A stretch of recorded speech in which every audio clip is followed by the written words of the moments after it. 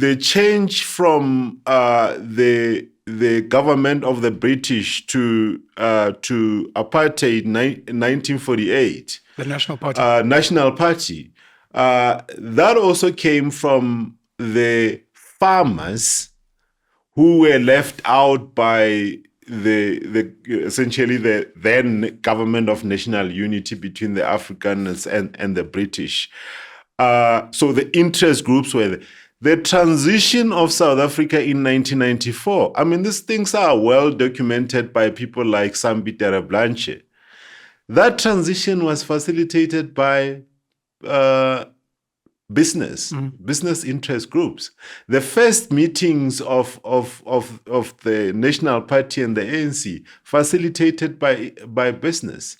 The arrival of the comrades here as they came back from different places across the world.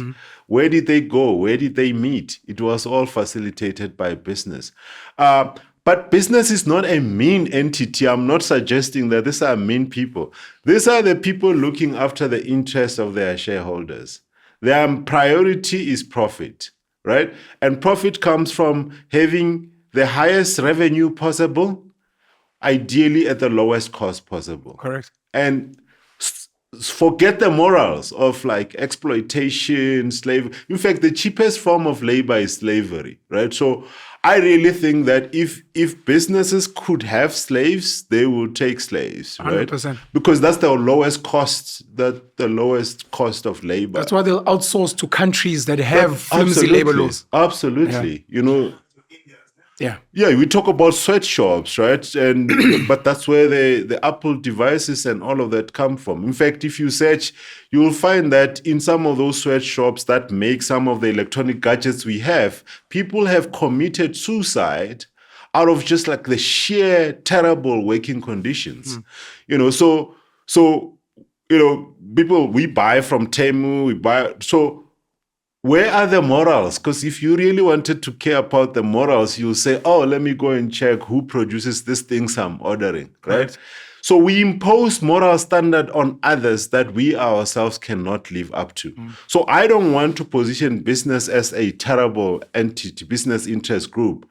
They are just doing what they need to do in the interest of their shareholders. Isn't that equally so? The person that is buying from Nike and all these places that Machine, absolutely, Mr. Beast, Feastables. You know what I mean? For them as well, it's in their interest as well. It's in their interest. You know what I mean? So it goes back to what you're saying, that every single person, whatever they do is in their interest. If you can't enslave, you'll outsource the slavery and hide it so that your morals are intact. Absolutely. You demonize the group that you usually envy, right? Like, so you demonize for as long as you are not part of the business elite.